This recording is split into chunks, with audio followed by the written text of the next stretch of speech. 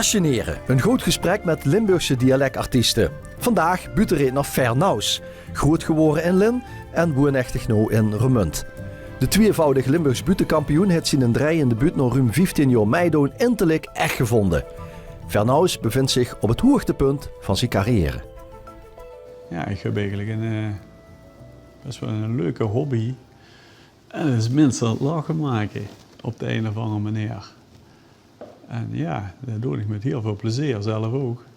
Dat is eigenlijk nog wel het belangrijkste, dat ze door zelf de lol van in is. Ja, de meeste ongelukken in het verkeer die gebeuren als mannen hebben gezopen. Hè. Ja, want dan moeten de vrouwen rijden.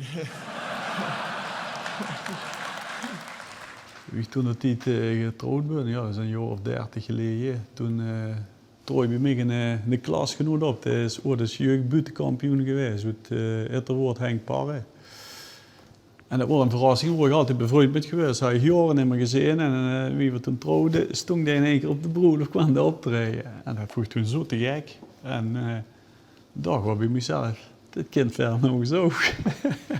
Ja, en zo gaandeweg ben ik er een beetje ingedoken en hier zijn eigen dorp. En dan gaat het eigenlijk vrij snel, die dorpen door meer kreeg er ook loog van en was er door ons gevraagd. En ik moet zeggen, ja, dat werd steeds gekker. Ik heb me zelfs op Marktplaats een auto gekocht. De André Hazes, daar hij precies dezelfde. Maar de auto, dat is een miskoopje. Desup. Ja goed, daar doe je dus met een wedstrijd voor. Ja goed, uiteindelijk voor te winnen. Maar dan ben ze niet gemotiveerd genoeg, vind ik. Dus daar doe je ze voor een wedstrijd met.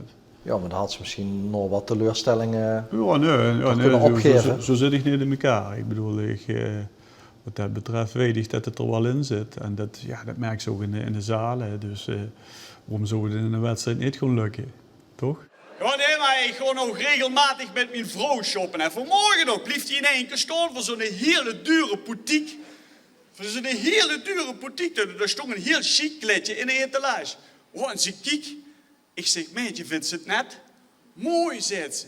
Ik zeg, vindt ze het echt heel chic?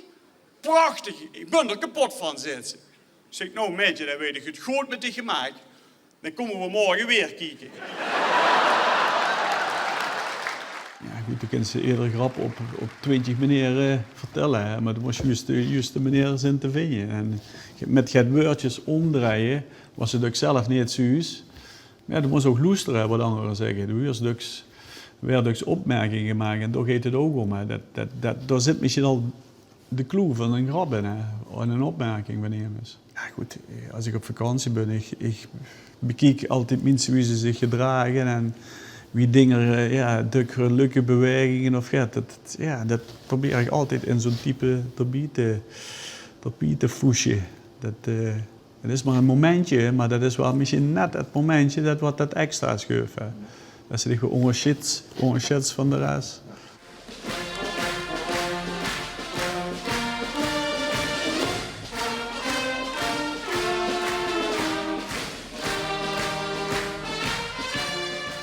Ik heb het nadeel dat ik erg lang ben, maar ja, dat zal ze hoogstwaarschijnlijk dit jaar weer gaan zien. Dat is ook een truc voor dat lange kleiner te maken. Ik denk dat we dat nu gevonden hebben. Dus er gaat zo'n ton, die is natuurlijk heel belangrijk. Maar ook als die ton er niet is, dan ziet het er nog heel klein uit. En dat hebben we nog wel een dik. In het verleden heb ik dat weten te verbergen met dat ik me achter een fototoestel heb verscholen of gaat anders voor me gaan of we gaan ze in een ton hangen. Je kent heel veel. Ik weet dat ik dat probleem heb. Ik zie het niet eens als probleem. Ja, nee, goed, maar... Zeggen ze dat? Nee, dat niet, maar de get gedrongere, dat komt op de een of andere manier komischer over. Dat is zo. Soms kent ze zich toch het stomme zeeverdroet, hoor. Kom ik toe, zeg, dus staat de vrouw weer al op te wachten. Manneke, zegt ze, jong, zegt ze, dat schaatsen, dat wordt nog een stine door. Ik zeg, als dat gebeurt, dan laat ze mij maar cremeren. En dan strooit ze me naar Asmeroet bij de Aldi op een parkeerplaats. Dan kunnen ze mij tenminste 4 keer in de weg opzoeken. Nee, mensen denken van, ja, dat staat er 20 minuten in die zalen, dan 20 minuten of een half uur gaat de lullen, zal ik maar zeggen. En het ziet er allemaal heel gemakkelijk uit. Ja, daar gaat het ook om. En dat het dan gemakkelijk en ontspannen goed ziet. Maar ja, daar gaat toch wel heel veel werk aan vooraf. Het zijn heel wat A4'tjes die wat weggeflikkerd werden. Ja, dat is zo. Dat is niet het van, wat zegt, dat shut ik zo uit de moe. Ik geloof het niet. Echt niet. Daar loop ik te lang voor met dat niet zo is. Ik kom bij de gekste mensen toe door mijn werk en ja, dat vertelt ze wel eens dingen. En dat merk je direct, is het gek of is het niks? En dan hoor je wel eens dingen. En als ik het vergeet, als ik een grap vergeet, ja, dan hoef ik ze ook niet te vertellen, maar dan weet ik, dan is het niks. Als ik die kan onthooien, dan is het meestal goed. U speelt mee in de postcode loterij, zei er. Ik zeg, man, ik speel zelfs met in de Duitse lotto. Maar ik heb nog niet Schwein gehad. Ja, ik heb ene keer met kinderen in zo'n wc-burstel gewonnen hebben. Na 14 dagen was ik toch alweer wc-papier uitgebroken. Ik heb in Venlo ergens bij een bedrijf gewerkt. En toen was net wie de postcode-kanjer, wie toen kampioen geworden. En toen zat ik op mijn knieën, waar ik aan het werken. En dan zei een schildersbedrijf daar aan de gang. En dan zei een van die schilders tegen mij, man, moest ik nog in de knieën zitten? En voor een paar jaar, dan heb ze de knieën versleten.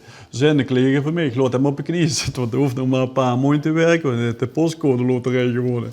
Ja, dat zal, zegt hij. Ja, heb ik hem een foto laten kijken met de check op. Ja, zit er dus toen nog geen sfeer? Ja, zit er, dat duidt er voor de baas. Dat blijft nog een half jaar doorwerken. En dan zit er, maar ik geloof ongeveer 2 jaar later kwamen we dezelfde weer tegen. Toen kikte hij me aan, zijn bus nog steeds aan het werk. En toen kwam er nog pas achterwoord. Ja goed, dat zijn ook leuke dingen. Toen heb ik midden in de nacht bij mijn overbuurman aangebeld. Die duidt met een sloperig gezicht op. Ik zeg, ik heb de postcode-kanjer gewonnen. Ja, zegt er, dat had ze me toch ook een mooie vleugel kunnen vertellen.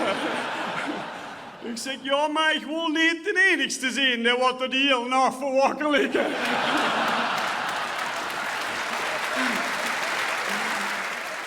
In Maasbree is een oortse de prijs gevallen. Dan heb ik toen eens op zijn buitengalen opgetrokken en dan kwam de man wat toen de prijs zou gewonnen naar de ruimte naar me toe en zei, ja, was toch allemaal verteld, chipsetter. Zo is het de werkelijkheid ook allemaal gegangen bij ons. Dat overweldigende en wat allemaal op de gaaf komt. En dat, ja goed, dan, als het iemand zo gaat verteld, dan weet ze wel dat ze het goed gedaan hebben.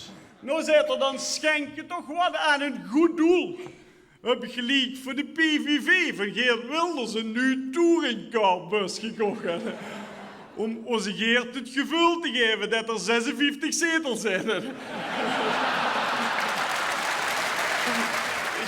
Ik kom op de slaapkamer, daar staat de vrouw voor de spiegel. Een heel chic, splinternieuw kleedje aan. Ik zeg, Anne, koop je? Heb ik van Otto gekregen, zegt. Oh, ik zeg, dan zal ik het toch ook maar vertellen. Ik heb al een half jaar met de buurvrouw.